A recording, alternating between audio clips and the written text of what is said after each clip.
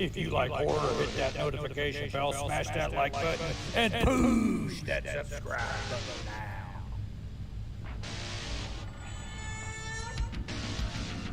What's the boogeyman?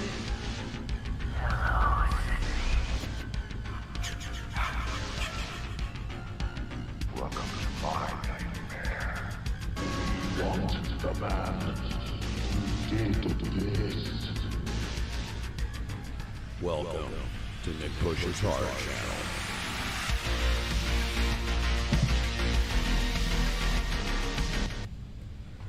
Channel. Yo, what's up everybody? Thanks for tuning in tonight. I'm Nick Push. We got some good shit to talk about, finally. The Halloween Ends trailer has dropped, as you know. I'm joined tonight by I almost said my buddy. Bud. We'll say pal. I'm joined tonight by my pal Bud from the Halloween verse. Bud, how you doing, man?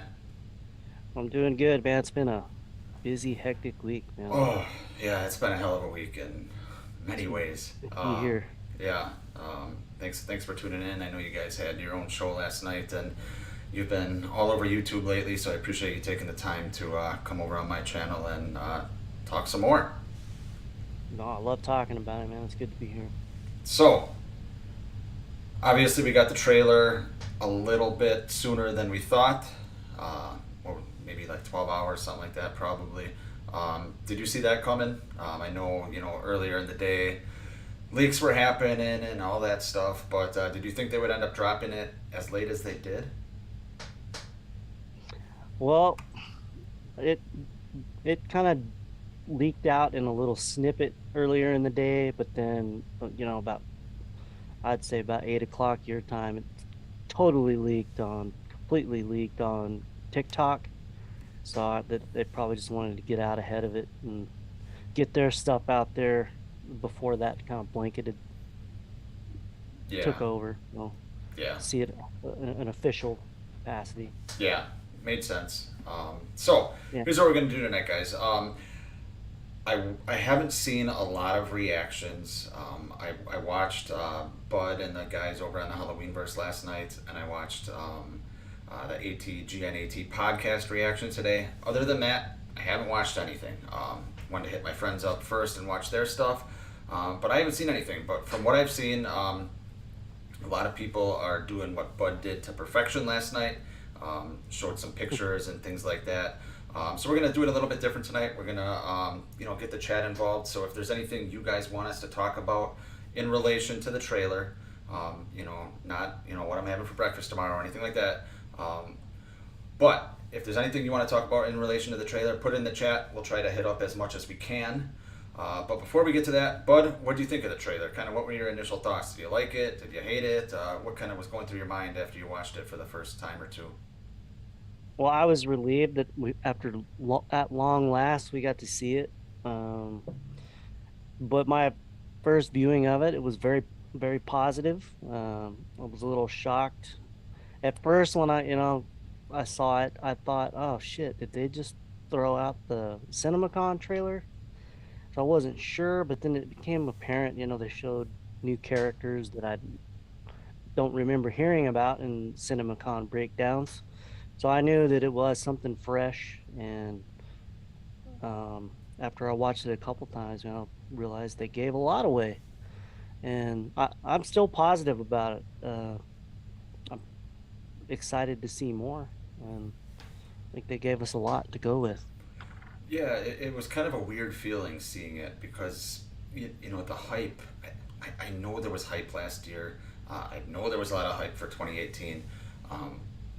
But last year we kind of had the excuse where, okay, COVID was still, lingering and things like that. So, yes, it was delayed, but it was more kind of grateful that, we're getting the movie this year. Thank God, thank God it's not going to be canceled again. But this year it was, when's the trailer coming? When's the trailer coming? If you follow Jason Blum on Twitter, he made a funny post yesterday. I think it was yesterday or when they released the trailer. He said, the trailer's released. Thanks everyone for being patient. And I think it was kind of a tongue-in-cheek post because he was getting blown up for not weeks, for months. So the hype for the trailer is just kind of been unreal. So we saw it, and it was kind of, for me, it was kind of like, not relief. It was obviously excitement, but it was like, okay, now we're rolling. Now we can stop making videos on, just speculating on all kinds of shit that, we haven't seen yet, and we'll get into some of the things that weren't in the trailer eventually. But I personally, I enjoyed the trailer. I thought it was, I don't want to say it was excellent, but as far as what I was looking for in a trailer, it gave me, number one, a lot more of the shape than I was expecting. I think you and I commented on that right away. But it yes, it showed a lot once you broke it down, but it gave us a lot of kind of Halloween feel, a little bit more of back to the roots. Halloween Kills was such a unique entry in the franchise. It's something that, as far as me personally, I always wanted a pissed off shape, just causing damage, and that trailer showed us that's what we were gonna get. But this trailer kind of, brought it back. We talk about stalking and the shape kind of being in the background, and from what we saw in the trailer, and it's just a trailer, remember, from what we saw in the trailer, it looks like we may get some of that. Don't you think? Yeah, it's hard to tell how much of the trailer is pure misdirect. Like a lot of people feel like the stuff they showed at CinemaCon, and there was some of that in here, but a lot of people feel that none of that's going to be in the movie, where he's, throwing her around the kitchen and trying to stick her hand down in the garbage disposal. Like a lot of people don't think that that's going to be in the movie, because the rumors are out there that this is not going to be what people are expecting. But I think they're going to market it Laurie versus Michael. Whether or not we're going to get that remains to be seen. But if that's what they're marketing, they did a great job of kind of setting the table for that movie. Damn, I hope that's what we get. Yeah, let's fuck it. Let's get right into the Corey shit, because everybody, and I'm watching the chat. Bud's keeping his eye on the chat. We see some of your guys' questions. We will certainly get to them, but I know we're gonna get Corey this, Corey that. So,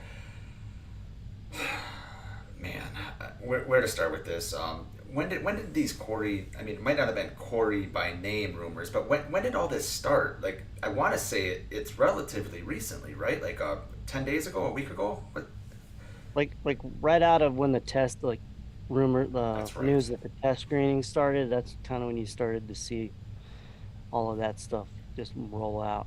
But it wasn't confirmed, until they confirm it, and now it's confirmed that Corey is going to play a big role in this. Are you going to read the synopsis, or are we just going to kind of paraphrase? But let's paraphrase it. You can paraphrase it. You're the expert. Apparently, he plays with the kid who had a mishap when he was babysitting, and the kid he was babysitting was dead or something.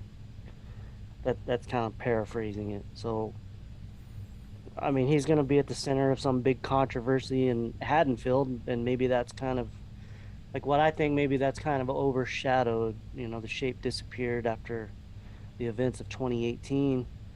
Maybe that whole thing kind of is overshadowed and allow people to kind of forget about the shape. I don't know.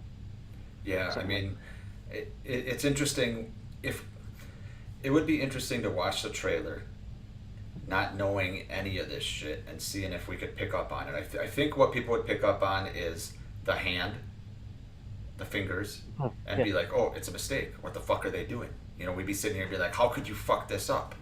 How it's, but knowing this, it kind of helps you put the pieces together, I think, a little bit.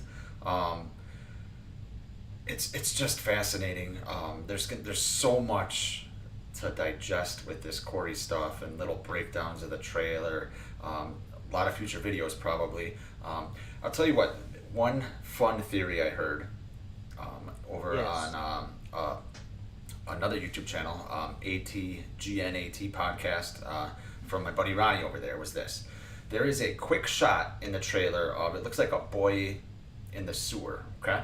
And it looks like he gets his neck grabbed, okay? So Yeah. what Ronnie over there said was, what if this happens? What if that is later in the night of Halloween 2018, so after Kills, Michael has disappeared from the Myers house, and this kid's walking in the sewer. Michael comes out of nowhere, grabs him in the neck. His hand drops down, and Michael's just, he's exhausted, kind of like an H5, and then Michael passes out, right?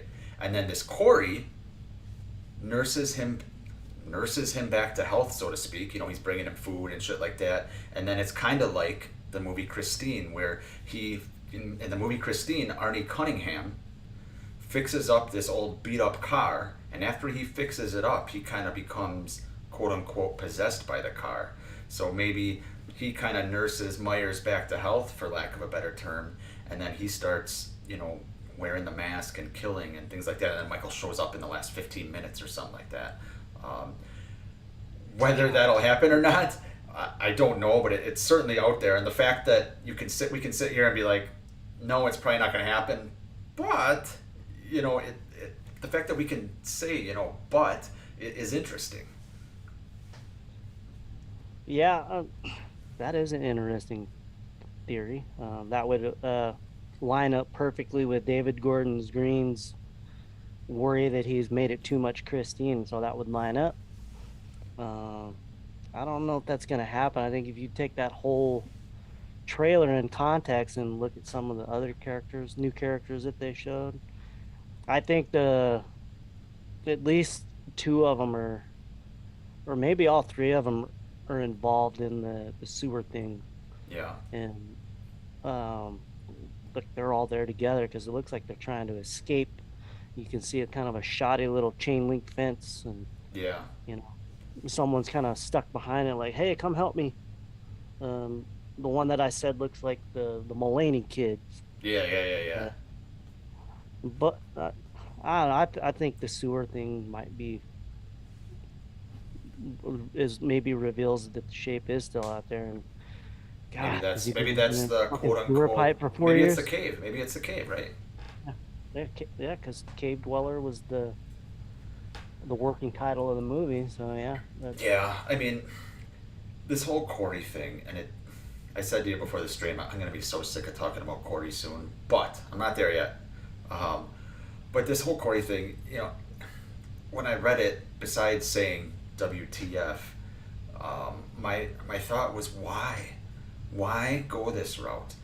I understand we'd be complaining if they were doing the exact same thing, but it's the third movie of a trilogy. We got an unstoppable shape now, so let's end it by having a Roy Burns situation, or whatever you want to call it. It's just an odd, if it's true, and we don't know yet, but if it's true, it's just an odd creative choice. Do you just think they're trying to be too cute? Do you think they're trying to send some kind of message about evil can be in anyone? What do you think on why they would come to this creative choice, if it's true? I think they had a unfortunate delay because of COVID, and sadly, I know they wanted to release Halloween Kills when it was originally intended, and then they were going to roll into production on ends. But this is what happens when you have delays.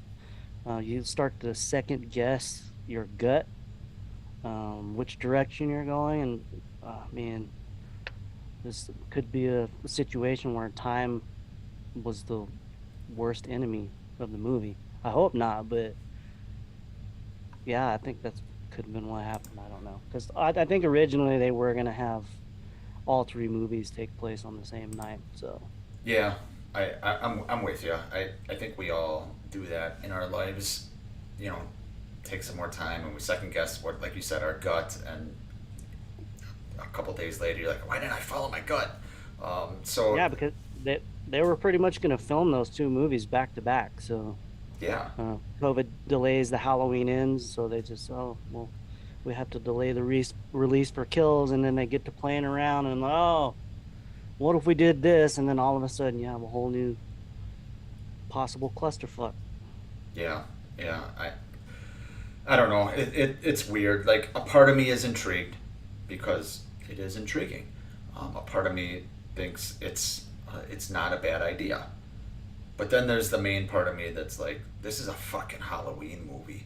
Know your audience. It just doesn't make any sense to me unless there's some great reveal or some great twist or some great reason on why this happens. Maybe we'll sit here and be like, okay, I was wrong, because that's honestly what I said about the flashback in Halloween Kills. I was genuinely concerned. I made a video where I was ranting and raving and essentially screaming at the camera. Most dislikes I've ever had on a video ever. Most views too, but that's another story. I was wrong. They knocked that flashback out of the park. So I'm gonna give them the benefit of the doubt today. Yeah, obviously, I give them the benefit of the doubt. I mean, they may execute this so well that all this worry would have been for nothing. But we'll have to see how they execute it. Yeah. I mean, give them a chance. Yep, I'm with you. Discount it immediately, I'm with you. All right, we got 37 people in the chat. Let's see who's here. Bud, while I'm looking to see who's here, tell everyone where you can find you on YouTube. You can find me at Halloweenverse on YouTube. We've had a lot of new content lately. I released several videos this week. We did a trailer breakdown last night, like you mentioned. We did about an hour on it last night, and I showed some pictures, and we kind of talked about what could possibly be going on in the trailer. If you want to go check that out, if you have some time, please go check it out, and I hope you like what you see if you've never been there before. But yeah, and we're going to be doing a trivia on Sunday on Halloween H2O. Same format as we've been doing, but we're doing it on Sunday nights now. So we'll be doing that Sunday, and you'll be there. So. Did I agree to that? Did you even invite me? Did you even ask me? Yeah, I asked you. Yeah, I'll be there, man. I'll be there. Yeah, we got a lot of new faces in the chat, a lot of returning faces. Keith, Allie, how you guys doing? AP Lucky number 13, Jerry Ramsey, Shane. Yeah, we got a lot of people. I really appreciate you guys tuning in. We are gonna talk for another 20 or so minutes here, and then we're gonna get into some of your questions. So if you want to put some questions in the chat, we will get to as many as we can here. But let's talk about what we didn't see in the trailer. I'm probably missing a few things, but the first thing that came to mind for me is we didn't see Lindsay Wallace. She is in the movie, right? You have confirmed that? She was on set. Yeah. The pictures of her and Allison or Andy and Jamie Lee Curtis with their Final Girl shirts on. That's right. Where they were sitting in the bar. Yeah, the first image was that bar, right? Yeah, I thought perhaps they were carrying on the tradition from Halloween Kills, where all the survivors met up and had a drink and told scary stories or whatever. But yeah, she's supposedly in the movie. I hope so. Yeah, I mean, it's interesting that they wouldn't show her because she kind of became a fan favorite after last movie. She had an excellent scene. It was just essentially, besides the bar scene, her standout moment was going face to face with the Shape, and nobody's besides Laurie has really been able to do that so far. So the fact that they didn't show her, it doesn't technically mean anything. It probably means, to me, and just my initial thought is, maybe she's in a scene or two, and it's something that they didn't want to blow their load on, so to speak. Pardon my language. But, yeah, what do you think? What do you think the reason is that she might not be in the trailer? People are not going to like this, but I just don't think she has a big part in the movie. She just may be in the bar scene and some throwaway scenes. She may not be part of the final battle with the Shape, sadly. I think people should get themselves ready for that possibility. Don't expect much out of Lindsay, I don't think. That's okay, because we got Corey Cunningham, so... Right, we got plenty of Corey Cunningham. So. Yeah, but Yeah, the other thing that I noticed was not in the trailer was the radio tower. I thought this movie was just gonna take place, 90 minutes at a radio tower and nothing else, from what I heard. So I was surprised, actually, not surprised really, but I was intrigued that they didn't show it. I thought it would actually be funny if like the first 10 seconds of the trailer was just kind of slowly zooming in at the radio tower just to fuck with us fans, you know. Hello, Haddonfield. Yeah, Yeah. could you imagine like Blum and David Gordon Green getting together, Yeah. Ryan Turek, and Can I just say watching something? YouTube videos of them just showing a random radio tower and just watching us all dissect what it could mean, and it's nothing. Right.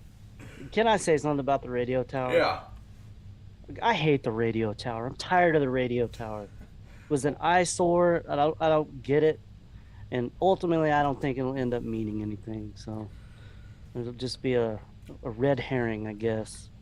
I guess. That's just my opinion. Yeah, I mean, I guess the question is, while they were filming kills, was it going to mean something, and did they change course on that? Because Well, it's in so many random shots, you know. they did have some set photos of a radio station. So maybe it's just.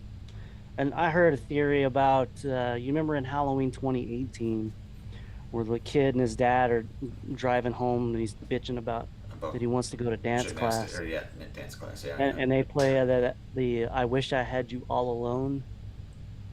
Yeah, Uh, that's right. That's right. like I saw a theory that this song is kind of the thing that ties all these movies together, because you have Laurie singing it in Yeah. Halloween 1978, and then 2018 you have this kid hearing it on, like, maybe the radio station song. That song is the catalyst for all of this murder and mayhem. It's possible because right now in this current timeline, Michael is only killed, besides 1963. He's only killed on 2 nights, and both those days we heard that song, or so And maybe that song was playing on the radio in 1963. maybe that'll be another flashback. I hope not. Yeah. Yeah, but continuing on with the trailer. Like I said, we're not going to hit everything because a lot of people have talked about it already. But when I was watching your stream last night, our friend Travis, does he work for you on that channel? Is that how that works? I'm just kidding. He just pops up from time to time. I'm just kidding. But Travis made a very astute point about some of the images we see with Laurie in the Shape. He was basically talking about how, we're looking and assuming it's Corey Cunningham, right? What if it's a dream sequence like Laurie is having in H2O? And number one, that'd be a good scene to put in the trailer. And number two, that would explain why maybe he has all his fingers because she's dreaming. Maybe she's dreaming this whole battle, and in her dream, maybe, that's a line she would say is, "Come and get me, motherfucker." That's certainly something someone would say in their dreams, in a scary situation, but maybe not in real life, So do you think there's any credence to that? Do you think Travis might be right on that? It's a good theory, but I ultimately don't think You don't think that's so? going to be the case. No. And I don't think that the "come and get me, motherfucker" line is going to be in the movie.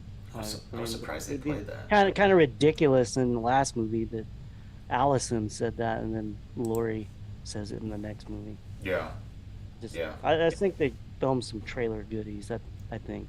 you're probably right. You mentioned Allison. It's a good segue Yeah. into my next point. We did not see much of her in the trailer. We had, correct me if I'm wrong, we had a quick cut of her outside by a car, and then a quick cut of her looked like screaming, maybe not at the, I couldn't tell if it was the bottom of a stairs or something like that. But Like it was outside a house. maybe, is what okay, it looked like. okay. But just those 2 quick shots. I personally thought, and I still think this, that Allison is going to play a much bigger role in this movie. Do you think the trailer is kind of a misdirect, just showing her in a couple Yeah. scenes, or you think it's just the marketing, like you mentioned, just trying to market this movie as Michael versus Laurie? What do you think about Allison in the trailer? Yeah, they're holding something back there. We didn't get much of her, but yeah, they're gonna market the movie. It's clear they're marketing the movie Laurie versus Michael, the end. the end of their saga. That's how they're going to market it. Um, They have to. ultimately, I think David Gordon Green has mentioned it that this would be Allison's movie. He's mentioned that in interviews. Yeah, didn't he say coming of age or something like that? Yeah, he mentioned coming of age, but he also said that this would be Allison's movie. Maybe that's what changed. It was Allison's movie, and then it became Corey's movie. I don't know. I'm wondering if maybe Corey and Allison maybe have some kind of connection or something. I don't know. It's possible. I'm under the assumption that Allison's going to be a little more jaded in this movie. Both her parents were killed. She found out her grandma was right about all this. Her boyfriend was killed pretty fucking brutally right in front of her face. So I'm under the assumption that Allison's going to be a more angry person, and Laurie's going to be trying to hold that in, so to speak, so Allison can see that her grandma has moved on, so she should move on. I think Laurie's going to kind of try to do that for her. What do you think Allison's personality is going to kind of be like in this movie? You think I'm right, or what do you think? I think you're right. I think that sounds about right. Like maybe she's struggling with moving on, but maybe Lori's people are trying to encourage her to move on. Maybe she'll be struggling with that, and maybe she just also needs to get some closure. I just she's lost. Would you agree that maybe she's lost more than Lori? Well, no, I guess you couldn't really argue because Lori lost her daughter, her friends. I don't know, man. It's tough because I do think she has lost more than Lori, but has she gone through more than Lori? I don't know. Think about the night of '78 and what Lori just went through in essentially the final chase scene. Not to mention the fact that she thought she was going crazy during the day when the shape was popping up outside the school and outside the hedge and by the laundry. And then she kind of has to deal with walking over there at night. Same age as Allison, right? 17 years old. I think Allison was probably 17 in 2018. Yeah. I feel like Lori went through more that night, but Allison lost more. Lost. Did Lori really give a fuck besides the fact that Karen loved him about Mr. Peanut Butter, Ray? Not as much as Allison, right? It's tough. I would say Allison's lost more, but Lori's kind of went through more, and Lori's devoted her whole life to this, so maybe Allison's going to do the same. The synopsis makes clear that Lori has moved on. It's the movie's reportedly to be told from Lori's perspective, like she's narrating the movie because she's writing her memoir. Right. So the thing we brought up last night is, if Lori is narrating this movie from her memoir, does that already give away that she's survived what we're gonna see, like, and live to tell the end of her memoir, or is it gonna be like a full circle type of moment where she's like writing and then she gets interrupted, and then boom, we have the new confrontation between the shape and Lori. Like, maybe she's up in her office telling whoever she's living with, I presume probably Allison now, maybe Hawkins, who knows, but maybe she's going up to her office. It says she's living with Allison. Okay, so maybe she's going up there, right, typing away every night, typing away every single night for months, talking about how great of a memoir she has. And then maybe, Allison accidentally walks in there one night and all she sees is all work and no play make Lori a dull girl or something like that, and she's just lost her damn mind. But no, here's the $1 million question with Lori. We see her obviously a little more fixed up now. It's like she found hair. She looks good. Yeah, she does. Yeah. Here's what nobody is asking, or at least I haven't heard, is how has it affected her knowing now that this was never about her. Remember, Hawkins told her that in the hospital room. She didn't know up until Hawkins told her that Michael wasn't going to her house. Sartain brought her there. So her whole life, everything she went through, it wasn't a lie, so to speak, but it wasn't about her. She didn't need to do all that. So maybe that was kind of her cue to let this go. You know, it cost her daughter, not just her daughter's life. It cost her daughter, you know, as far as her relationship with her daughter. It cost her another husband, and things like that. So Lori, you know, from an emotional perspective, maybe her way of moving on is, you know, the outfit she's wearing in the trailer, right? Yeah. Yeah, I think she looks like she's wearing two different outfits. Yeah. To me, like the one scene where she's pointing the gun, she has a lighter shirt on, and then when she's says "Come and get me, motherfucker," she's got on like a darker blue with the sweater vest on. So this little something, I don't know. Yeah. Yeah, But it's interesting. You don't know if it's fan service or if it's or what it is, but it's total fan service. that's what The this way the trilogy look, is, man. and then the pumpkin behind her that looks just like the one she carved for Tommy and Lindsay, Yeah. back in 1978. So there's some fan service in there for sure. Yeah, no doubt. I mean that's what this trilogy does, right? It tries to add fan service to the story they're telling. And I think all the fan service will probably come in the final act.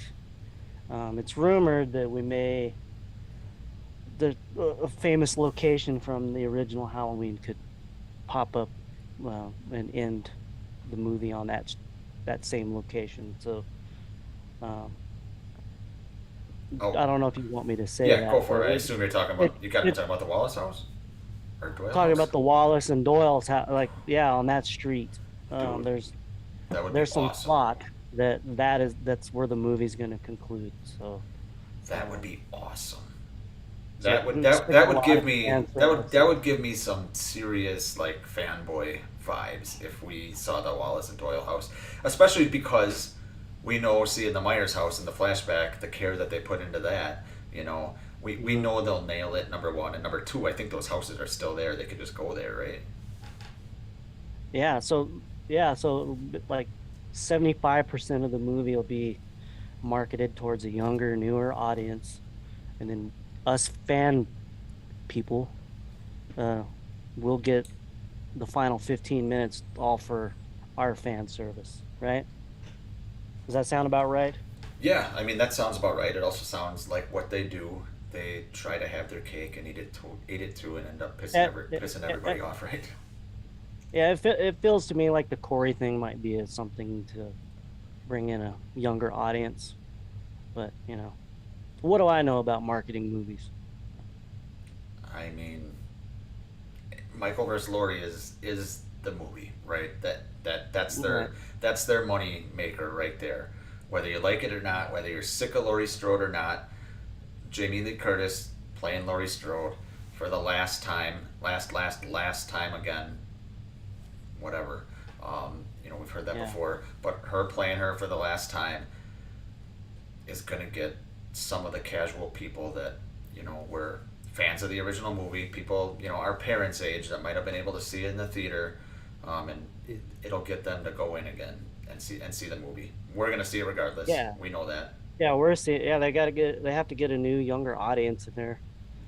Even though this is their apparently Blumhouse and Universal, it's it sounds like the rights are moving somewhere else after this. So Yeah, that'll be interesting. But look what Scream's doing. Look what Scream's doing with the younger audience. They're bringing in all these kind of hot, and I'm saying the hot as in Hollywood hot. I'm not saying hot as in attractive. All these hot names, and bringing them in and look at the buzz that's going on with Scream right now. It's crazy. So it's a smart move. Yeah, I think Scream 6 is going to be huge. Oh yeah, I agree. Even though Nev might not be in it, I think it's going to be huge. But yeah, this is the last udder on the cow, so you got to squeeze it for everything that's left, and you might want to get a younger audience in there. Yeah, I agree. I think someone we'll get back to that in the chat brought up what we thought the box office projection might be. I think it was Keith. Yeah, let's go to the chat. So what did he say? He was wondering what the office projection would be. Yeah, he's That's guessing tough. about 65 million opening weekend.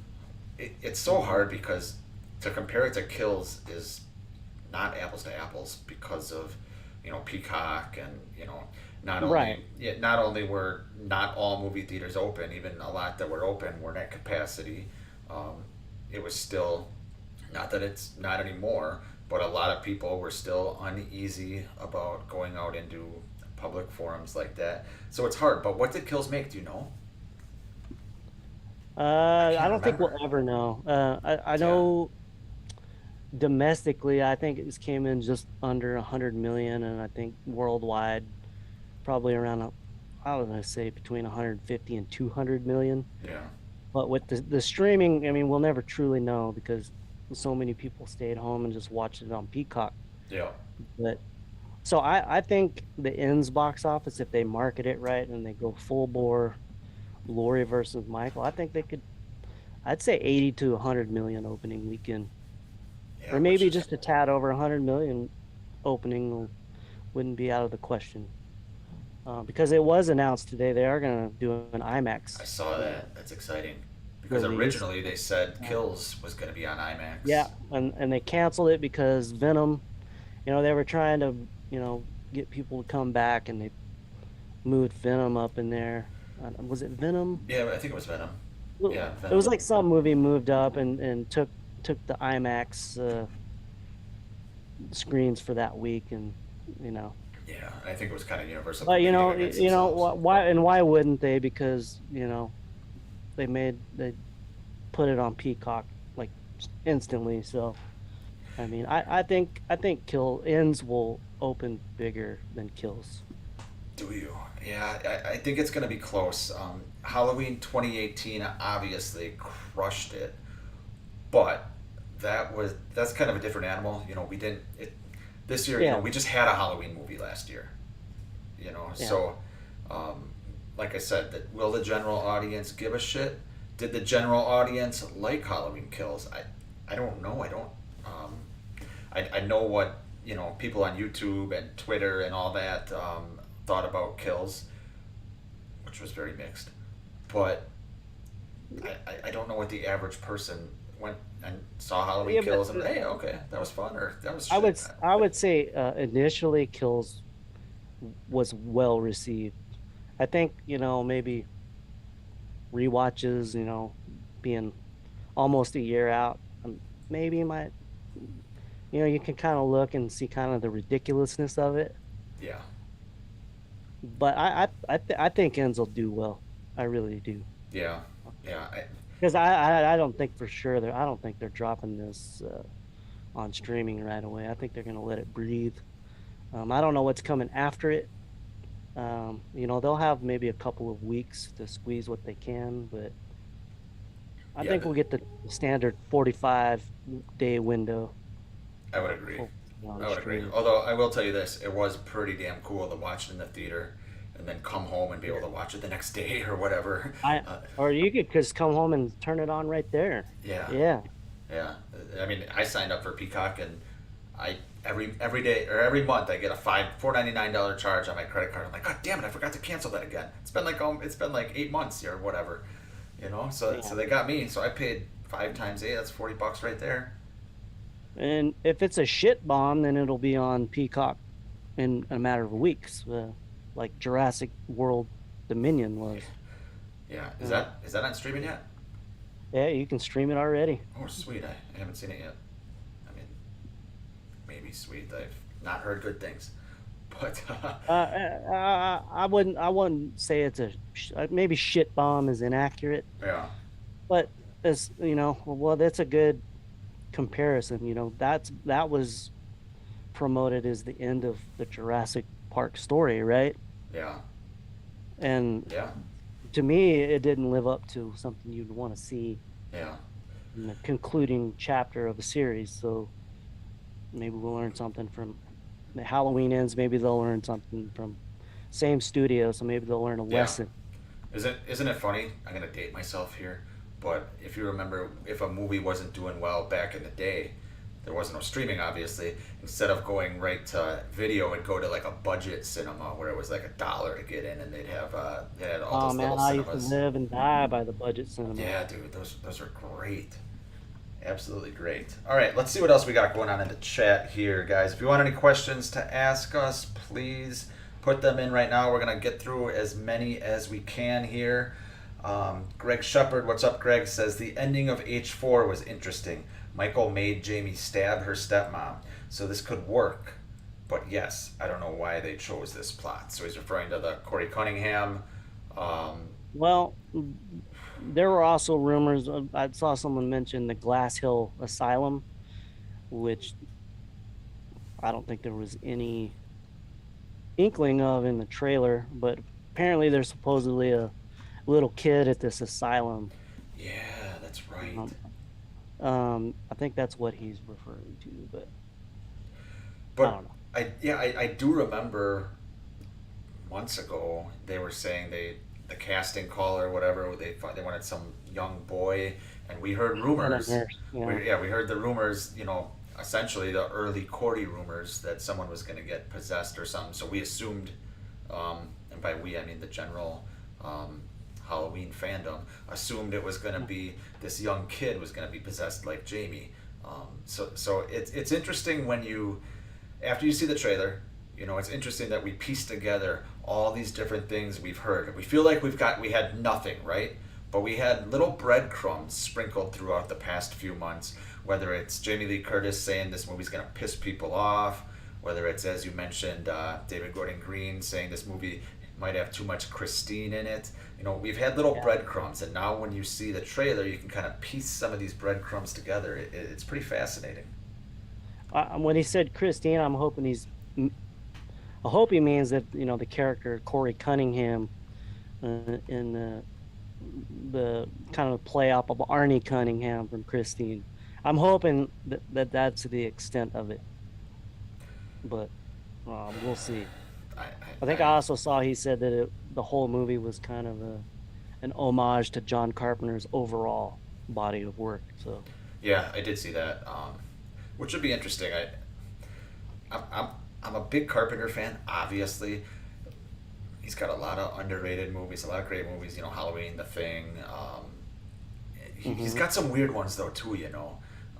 Like Escape from New York. I like it, but I think it has too much praise, and I'm saying that as a big Carpenter and Kurt Russell fan. I think it gets praised too much. It's a weird fucking movie if you've ever seen that.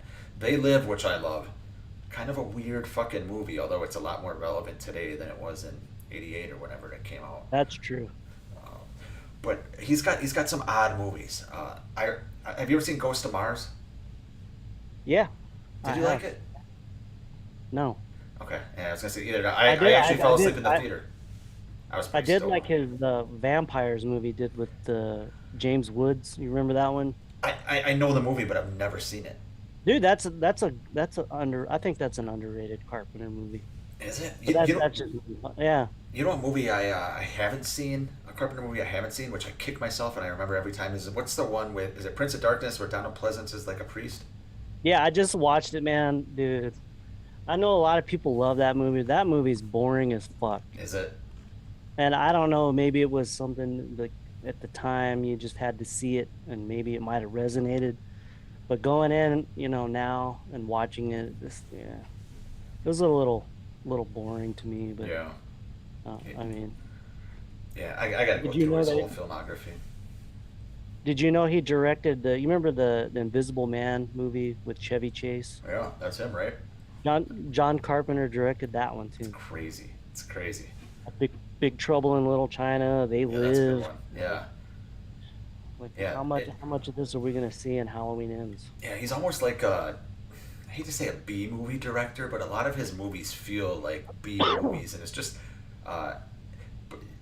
everyone compares him and Craven so much for good reason. They came up at the same time, and both had numerous hits, but Yeah, I'm Carpenter's sorry. movies are just so much more distinct. Like when you see a Carpenter movie, you almost know it's a Carpenter movie just based on the score and kind of the vibe and shit like that. So I. I hope they don't get too weird with it and say, okay, let's pick this from They Live, let's pick this from Christine, let's pick this from what are some? I don't even. Yeah, I mean, although The Thing, I would like that, but Apparently, they're doing memoirs of an invisible man with Michael Myers himself. yeah, right. Oh, it's crazy. If the actual shape's only in this thing at the very end. So, God, could you imagine? Could you imagine? Let's say we didn't know any of this Corey Cunningham shit. Could you imagine if we're watching the whole movie and we get that scene at the beginning of the trailer where the shape opens the door, Laurie's waiting for him with the gun, she shoots him in the head or shoots him somewhere, he goes down, she takes off the mask and it's this random person. Could you imagine the outcry? Oh my God, the shape has 15 thumbs. Yeah. How's that possible?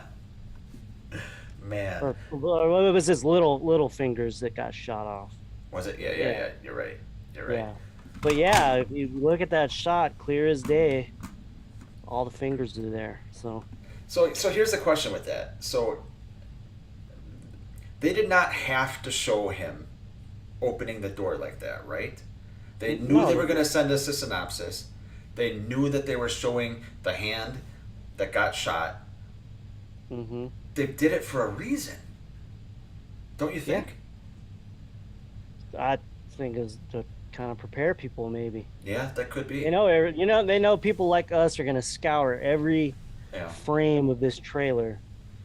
And man, our friend Gary at the Halloween verse, man, that was the first thing he mentioned. That motherfucker was counting fingers in that trailer, and but he's not happy about that. So. But I'll let him talk about that when he can. Yeah, and I imagine he's not alone.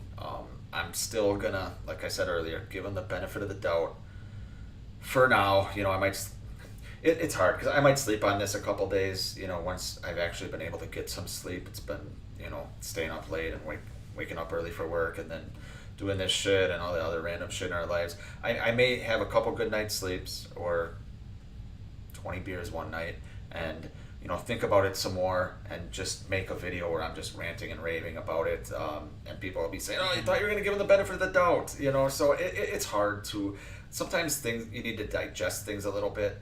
You mentioned with Halloween Kills, when we were talking about Kills, upon first viewing, it was great. And that's how it was for me too. If I go back and watch my Kills review that I made right after the movie, like literally right when I got home. I was going out of town the next day, so I had to get up early. So I made it, and I praised a lot of things in Kills that didn't age well for me, like months later. Right. And it's like, ooh, it's the excitement of seeing a new Halloween movie that you've never seen, especially people like us and anyone watching. We break down all these movies. We have lines memorized. That's how much we've seen them. To actually get to see a new one, let alone on the big screen where you don't know what's going to happen next, it's exciting. Aren't you excited to actually see this in the theater? Like, even with your concerns, it's exciting. Well, I saw it in the theater. I was always going to see Kills in the theater. COVID be damned. But dude, I'm excited.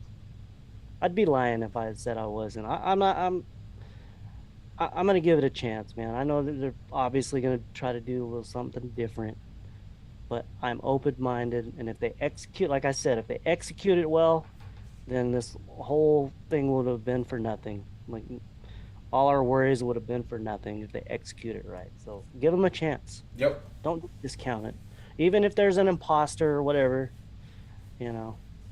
Chances are, if there's an imposter, the real shape's gonna show up and kill the motherfucker. So maybe we'll get a feel-good moment there. So just, have a positive outlook for it. Yeah. I mean, we can critique all this shit to death, but at the end of the day, we're all fans of the franchise. Yeah. We sit here and bitch about things in Halloween 5. I mean, look at the little things we're critiquing right now, and then think about some of the shit like Halloween 5, like the story in Halloween 6. Michael, in the producer's cut, rapes his niece and gets her pregnant. You know, right. so it's like no matter what they do, they cannot top that. I can't think of anything that would top that as far as I like think bizarre. I think when people hear imposter shape, they're probably thinking of Busta Rhymes and Halloween Resurrection, so they're kind of like, oh fuck, it's gonna be as bad as that. But maybe it won't be that bad. You Yeah, know. yeah. My biggest issue is, let's say they go this imposter route, okay? Like, which it, for all intents and purposes, it seems like they are going to do something with that. Whether it's an imposter the whole movie, whether we get an awesome scene like you said of, the imposter there and the shape comes from behind and kills the fuck out of him or whatever. Let's say they do that. Uh, my issue, and it's good. My issue is, no matter how good it is it appropriate for a Halloween movie, especially a Halloween movie called Halloween Ends, where we're ending this trilogy? Unless they really hammer home some of the themes that they're looking to hammer home, and I agree with them, I don't know if I'll be satisfied. Will I like the movie if it's good? Yes. But will I like it as a Halloween movie? I don't think so. And I'll always have issues with that if they go this imposter route. What do you think about that? You think you can put aside all of that, and if it's a good movie, do you think you can rank it like in the middle of the franchise, or will it always kind of be, well, what are your thoughts on that? I mean, it all depends on really how it's gonna end. Like if they fucking stick the landing and the ending, I think it'll be a big plus for the movie. Um, we may bitch about all the imposter stuff or but ultimately it's gonna come down to how they conclude the movie. Would you say that that's fair? Yeah, I agree completely. So, like you said, the ending is huge. I haven't really put too much thought into what I would want for the ending. Besides the obvious. Laurie kills Michael. Michael and Laurie die together. Michael Right. disappears again. All shit that's been done before. Laurie's killed Michael before Halloween H2O. Michael's killed Laurie before Halloween Resurrection. Michael has disappeared, the OG. So what could they do? I don't know. Maybe they team up to kill the imposter and then have a respectful nod towards each other and go their separate ways at the end. Dude, What do you could you think of imagine? that? That'd be awesome. That would be awesome. That would Would get it, people though? riled. Oh, no, I would get people riled up. Just like a fist bump, boom, out. Oh God. Like they have an understanding. Like Lori's, I'm gonna move on with my life, and he's like, I'm gonna go to Russellville. Yeah. Fuck. Boom. You have a whole new saga of Halloween movies. Oh man. Yeah. Here we go. Here's a question. 1986 Cochran, that's Blake, says, is H2O the only movie with a happy ending? Well, Halloween 2, that's not really happy. She lost, the whole hospital died. Yeah, yeah. Halloween 4 obviously doesn't. Halloween 5 doesn't. Halloween Well, 6. definitely the Rob Zombies don't, where they Yeah. like go through a montage of everybody that's been fucking massacred. Yeah, Kills doesn't. I mean, 18, You know they what? just lost Ray. I think it is. Yeah. I think for sure it is. I would like this movie to have a happy ending. I really would. When we were first talking about this, months ago when this trilogy came out, I was always under the assumption that I wanted Michael to win and not walk off into the ether, but just win and have the message driven home that evil is out there. I've kind of changed my tune a little bit just based on the fact that I think it's not that Laurie deserves a happy ending, not that she doesn't either, but it's more just from a thematic standpoint. They can still drive home the fact that evil is out there. I don't know how. Hopefully not by possessing some random kid, but they can still drive home that message, and the new message can be evil is out there, but evil can be overcome too, and maybe that's what Laurie has done. She still has to face her demons, but she's not facing it as some bitter, angry woman. She is defeating her demons by moving on with her life and facing her fear. So something along the lines of that, I think, would be be good. What about you? How do you think it should end? Or have you put any thought into it? There's been so much other, theories and shit going on. I, It's hard. Man, I think it's gonna end with Allison. I just think Allison's gonna deliver the kill shot. Um, they just kind of seem to be setting that up. Um, I don't know, man.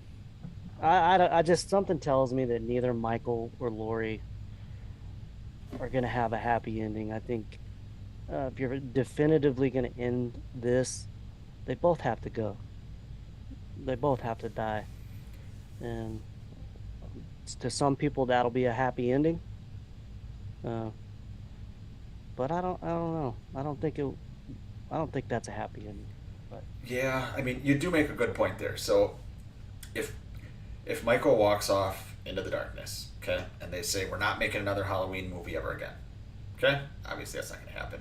But we know that's yeah, yeah. Let's say they say that and they believe it. You're still going to have people saying Michael's out there, and instead of rebooting it, they're going to need to make a sequel sometime. If Laurie's still out there, if Laurie survives, Jamie Lee Curtis at some point, maybe for the 50th anniversary, maybe for whatever, money will talk, and she will get talked into coming back, maybe for her charity work, maybe for whatever.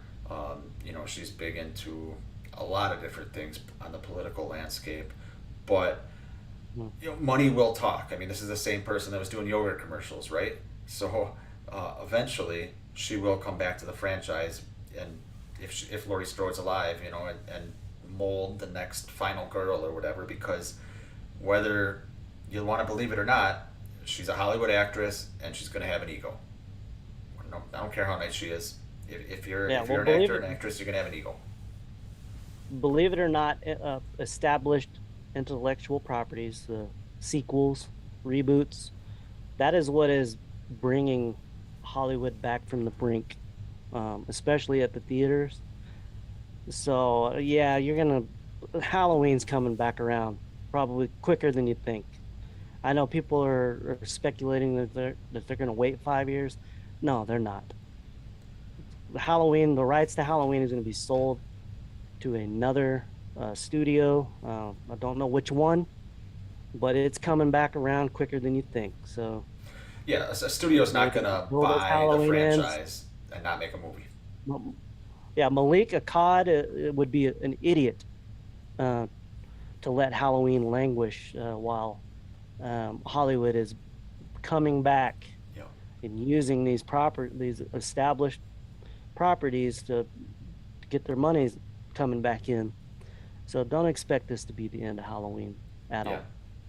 Yep, I'm with you. All right, we're gonna go another 15 minutes or so, guys. I did see a good question here, Bud, that I wanted to bring up from Scummy. Thank you, Scummy. Says, what if Laurie is a writer and the entire Halloween saga is actually the book that she has been writing this whole time, all fiction, and ends means that her book named Halloween actually ends. I don't know about the whole saga, but maybe this. I don't know. Maybe what she's writing. We do know for sure that in this one she is writing her memoirs. Yes. That is a thing. Yes. So I mean, it could be something like that. I doubt they'd go that way, but I didn't think they'd do some Corey Cunningham shit either. So yeah. Well, I mean, they did have to come up with some new characters, and maybe it's not a bad thing, but none of us really entertain that. They could bring in a big new main character this late. Like, we thought we had all the pieces on the board, but I don't know. Maybe this will be a good thing. I don't know. Yeah. I mean, time will tell, but like you said, it is a little bit disappointing if this Corey gets all this screen time and Lindsay Wallace only gets a little bit. And maybe. Oh, go ahead. It's all going to matter on how it's written, if it's a good part, and then the actor who's playing the part. I'm not too familiar with his abilities. I know he was on the Hardy Boys TV show. He's been in a lot. I mentioned it last night. He's been in a shit ton of Hallmark Christmas movies, which my wife Christmas time watches Hey man, fucking I like Hallmark Christmas movies. I'm not non-stop. gonna lie. Dude, I can't stand them. Oh, dude, they're I so good. apologize for my camera. It's kind of blurry. No, all good. Um, We can still hear but you. yeah, So it's it gonna helps. depend on the part that's written, how good it's acted, and how he fits into the story. So, um, Yeah, and maybe, and this might be something that people are scared to admit. Maybe Kyle Richards just isn't that good of an actress. You know, she might be a good housewife, but other than that, maybe she's just not that great of an actress. You know, she's friends obviously with Jamie Lee Curtis, so maybe that's why they decided to let her, be in the movie. She didn't do anything bad acting ability wise in Halloween Kills. She was actually better than someone I thought was a good actor, and that's Anthony Michael Hall. But maybe she just doesn't have the acting chops to do something that they wanted to do in this story. So I don't know. Maybe they made that decision. Who knows? or maybe they had a firm plot, and And they squeezed they her in. came in and could squeeze her in, and it Yeah. just maybe they just didn't want to go too far with it. Yeah. But Yeah. we'll see. Cup of Joe says maybe that's what inspired the copycat. Maybe he's talking about Lori's book. That'd be interesting. She writes a book on this. It gets published. Oh, Obviously, yeah. she's in the middle of writing her memoir, so technically the timeline might not make sense. But that'd be interesting. Like inspires a copycat. Um, Yeah, it's not far fetched that someone would do something so crazy no, in not, this world. not at all. Especially if you got a scapegoat where all you got to do is put on this mask, and you can essentially just blame it on somebody that disappeared, and the town is already, fearful of him. The town. I bet you at this point, is kind of like similar to the town in Freddy vs. Jason, where they don't even want to mention the name Freddy Krueger anymore. They just want people to forget about him because it's just a black mark on the town. Um, Well, I mean, Halloween 6, according to Beth, Halloween was kind of a taboo kind of banned. Yeah. They were trying, like, she was trying to resurrect it. It doesn't look like that's the case with Haddonfield. It looks like, life moves on. Yeah, I love the shot at the beginning of the trailer. I mentioned it in my reaction of the street with the trick or treaters at night. I loved that shot. I'm a sucker for those shots in all the Halloween movies where they just kind of show a street and it's every town USA on Halloween, and you get it's usually Yeah. during the daytime, obviously, but it says Haddonfield Halloween or Haddonfield October 30th or whatever. I love those shots. It kind of brings the Haddonfield into the foreground as a character. So I was glad they did something like that just to show the town has moved on or whatever. So Yeah. I thought that was a nice touch. David Santa Clara I says think Anthony that- Michael Hall was good. His writing sucked. I mean, I'm not going to argue with the fact that the writing sucked, but I don't think Anthony Michael Hall was good. Yeah, the evil dies tonight thing just turd in a punch bowl. That's about the only Oh, thing. yeah, it was brutal. I Right. mean, we better not get something weird like that. Not a saying or anything, but I'm trying to think what could be the evil dies tonight of this movie besides Corey Cunningham. I don't know, but I don't know how they thought that would not be cheesy having the whole town just chant it. So bad. Yeah, that can't happen again. No. That was fucking atrocious. Yep, I agree. All right, guys, we're gonna go about another 5 minutes to get to a couple more chats here. Scott Stevens says maybe JLC and Arnold can do True Lies 2 for the 30th anniversary. Dude, True Lies is a good movie. I know you think I got a hard on for Cameron, Bud, but You do have hard on. hey, I've actually, believe it or not, I've never seen Titanic and I've never seen Avatar. Titanic. They're both technical, Yeah. beautiful movies. I'm not as high on Avatar as a lot of people. But the Titanic, I think you should watch that one. I I don't think you know, man. should. My issue is now, Titanic was such a, it was the highest grossing movie of all time at the time. Avatar was the highest grossing movie of all time at the time. I gotta Yeah, be one of the only people in the world that's never seen either of them, right? So I gotta keep that going. yeah, yeah. I think you need to. I think you should do it. I think you Uh, should watch both. Sorry guys, we got some. The porn bots have entered the chat. Oh yeah. So ignore them. Stop watching the stream. Don't stop watching the stream. Don't listen to this fucker. All right, Shane Emerson. What's up, Shane? Guy that won our trivia, right? Last time did Yeah, Shane win? yeah. Yeah. Shane And- says and- Michael Myers in this movie should be the equivalent to Haddonfield, what Batman is to the criminals of Gotham in the opening of Batman, the Batman. First of all, I loved the opening of the Batman. I loved that whole movie, but the opening was fantastic. Did you see the Batman, bud? Yeah, I did. Yeah, I I loved liked how. Yeah, oh, it's so good.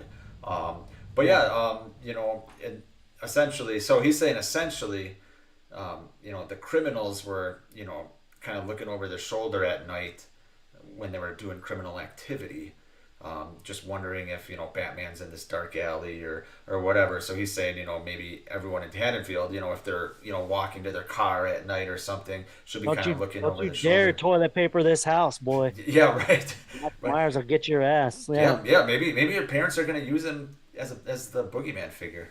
I guess kind of Big John and Little John actually kind of did that in Halloween Kills, right? Yeah, they did. Except for the whole line "stabbed her in the tit." I didn't like Stabbed that. her in the tits. Yeah. I mean, I like tits, but I didn't really like the way it was said there. And that was It was one of the unnecessary. things I don't like about David Gordon Green is he kind of keeps that kind of in your face raunchiness that Rob Is that Zombie. David Gordon Green or is that Danny McBride? Well, both of them, Both, I yeah. guess. Yeah, they kind of had that same kind of crude shit like Rob Zombie did, but Yeah, it sounds like we're not gonna get any of that in this movie. I think they're trying to tone that down, so we'll see how well they do. yeah. It'll be interesting. I feel like we'll just touch on this and then kind of start to wrap up. But I feel like in 2018, that my biggest issue with the humor, it wasn't even the peanut butter on the penis. I know that's what everyone points to. I know our buddy Gary on your channel despises it, and I don't like it either. But my biggest issue Probably doesn't even eat peanut butter anymore. Probably. My biggest issue with the humor in 2018 was the Julian scene. Not the clipping the toenails. I actually liked that shit. I thought that was kind of folksy, and it showed a good relationship between him and Vicky. But my biggest Yeah. issue was Michael appears out of the closet and Julian yells, "Oh shit!" Like that's what you'd say if like a spider came out of the closet, and like he's about to kill your babysitter, and you're making a pun. You're making a fucking Yeah. pun. That was my biggest issue, actually. I don't know. Have you seen It Chapter 2? Yeah, Yeah, I have. There, Eddie gets stabbed by I can't remember. What the hell's that guy's name? Not Pennywise, but the bully from the movie. The bully's an adult. He stabs. yeah. Yeah, he stabs Right. him in the neck, and Eddie comes, kind of like going like this out of the bathroom. Oh, yeah, and then makes a it's comment about his horrific. pulls it Yeah. out and says. After killing him, he makes a comment about the guy's mullet. I'm like, is that really what you do? You make a pun. You stabbed him in jugular, and you make a comment about the guy's hair. Like that was clearly. I can't stand moments in movies that are clearly made to make the audience in the theater erupt in laughter in unison. I can't stand it because it just seems so forced to me. So I thought the Julian line was like that. Peanut butter on the penis was obviously like that. Yeah. Halloween Kills. What was the stab in the tit line we were just talking about? Don't do that. How about this? Pretend your audience is fucking smart. I hate that shit. And now I'm ranting and raving about something that doesn't even matter. See? That's what happens. I haven't gotten sleep. Blake is talking about things we're not going to talk about on here. Sorry, Blake. Jesus Christ, man. Keith says, "What's up?" Keith says, "Danny McBride is a jackhole. I met him. I know, very unfriendly, dude." So is he like his character from Eastbound and Down? Is that what you're saying, man? Ah, interesting. That sucks. I hate hearing that shit about celebrities. I know it's true most of the time, but I don't like hearing Humor that. deflates tension tonight. What do you say? He said, "Scummy, humor Oh. deflates tension tonight." That's true. That is so. That is a purpose for humor in horror movies. You know, to kind of ease the tension a little bit. And a lot of times, if it's organically done, it works. You know, there's horror comedies out there that are a little different, but for the most part, a joke or something funny that happens works. But when it takes you out of the scene, it takes the characters out of the scene, and it makes you think like, well, that would never happen. It doesn't work. At least for me, that's just my opinion. All right, one more question, then we're gonna get out of here. Keith A. One question in Kills. Why do they flashback? Sorry, I can't talk. Why do they in the flashback say it's him? It's Michael Myers in the flashback. Am I reading that right? One question in Kills. Yeah. Why do they in the flashback say it's him? It's Oh, Michael you're Myers. talking about the cops, the cops that are talking about Michael Myers? Like, When they're running up to the house, they're saying it's him. It's him. yeah, like they do have like a nice long ass conversation about Michael Myers, and like you think in a moment like that how they could. I guess if they were listening to Loomis, I don't know. I don't understand the question, but one question: why do they in the flashback say it's him? It's Michael Myers in the flashback. Yeah, I But don't know, I think Keith. Loomis, I think probably because Loomis told him who it was, right? And Yeah, yeah. It has to be. I think that's kind of why Loomis probably told him he was heading back he's probably gonna go back to the Myers oh, house. You got it. they told the kids, the Mulaney's. Oh, what? See, Yeah, this. the cop pulled up and told him, "Hey, you killed three people down the street." I don't know. I don't know why they did that. My only assumption would be it's 1978. To, You yeah, know, to establish that it's yeah, 1978. That makes yeah, sense. yeah, and people are gonna act different in 1978 too. Even cops, they see a bunch of kids. They're not used to having, like, from the cops' perspective, small town. You're not used to having a big thing like that happening. You want to get kids off the street. That'd be my assumption. And they may know these kids too, so they might, they might want to help I them. think he was trying to tell him to go home because they tell him, "Hey, three kids were just killed down the street. Yeah, Get yeah. them out of there, get Yeah, them home." and the cops are probably, the cops didn't know where he was either. Um, God, I love that flashback. Do you think we'll get another flashback? I don't think I so. don't think so either. I think we did. We would have heard about it by now. Yeah, that's true. But, Um, I think maybe they'll start the, maybe not start. They might start the movie kind of where 2018, or it's 2018, where Kills left off in 2018. There's a chance, or there's a chance we see Michael and they show something, but I still don't see it. I think we're gonna get right no, into the David characters. Gordon Green in interviews, he said it does not start at the end of Halloween Kills. It starts at some period, either the full year flash forward or sometime in between uh, modern day and 2018. So maybe like 2019, 2020. Okay, okay, yeah. I mean, Apparently that's where the movie starts. Yeah. okay, and that's another thing. We're not going to get into it tonight, but maybe on the next time we do this, we need to talk about that Megan Baxter billboard, because I don't know if the reshoots Yeah. took that Yeah. away, or what. But yeah, but couple of things. Number one, said it already. I'm gonna say it again. I know you're a busy guy. I know you're rocking your own YouTube channel over with the Halloween verse. I appreciate you taking the time to be on tonight. Want you Yeah, thanks plug for your, having me. yeah, yeah, always a pleasure. Why don't you plug your channel, tell people where they can find you, and then talk about whatever you want to talk about with the trivia and what else you got going on here coming up. Yeah, you can find me at Halloween Verse YouTube channel. Just type in the search Halloween Verse and ours will come up. Please follow, like all of it. You can find me on Twitter at Bud Scarlatti. If you look up the character from Halloween 2, spell out his full name, Budd Scarlatti. Find me on Twitter. Love to chat on Twitter. And then Sunday, we're going to do Halloween trivia night. We're going to start doing a couple Sundays a month, maybe a pop up trivia. Just, if we feel like it. But Sunday night, I think we're aiming for 9 Eastern. So 8 Central. So brush up on your Halloween H2O. We'll do 20 questions. We play on the crowd.live. It's on CrowdPer, but we host a trivia where you'll go put in the code and you can just play it on your phone. We'll ask the questions. The questions will come up on your phone. The quicker you answer, the more points. And then on the last question, it's like Final Jeopardy, where you pick what you want to wager. If you're kind of in the middle of the pack, you can wager and try to win that game on the last question. So, yeah, we're doing that Sunday night, the 24th, 9 p.m. Eastern, 8 p.m. Central. Sweet, yeah. They've been on the Halloween verse. Yeah, they've been a lot of fun. So make sure you guys go over to the Halloween Verse channel, subscribe to them. They are getting close to 500 subs.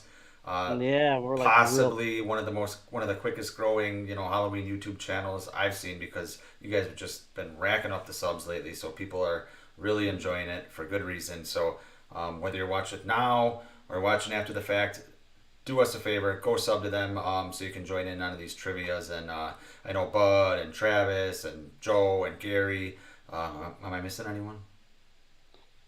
Mac, we're gonna debut Mac, yes. a new member. He's Kill FM on Twitter. Really cool guy. He's gonna join us. Yeah, for the first time and these guys, number one, most importantly, they're all good guys. As much as it pains me to admit that, even you, Travis, if you're watching, but they're all good guys, and they know their shit. They know their Halloween. They put on a good show for everyone, and it's a lot of fun. So go check them out, even if you can't make the trivia live. A, it's fun to rewatch and test your knowledge, and B, they got a lot of other good videos and all kinds of shit. And they're gracious enough to let me come on once in a while. So it's a lot of fun. It's a lot of fun. So Bud, thanks for joining me. Everyone in the chat, we had a lot of people in here tonight. Really appreciate you guys. We got a lot more fun stuff coming on both of our channels, both separately and together. So make sure you tune in and hit those sub buttons and likes and all that bullshit. So thanks everyone. We will talk to you later. Have a good night.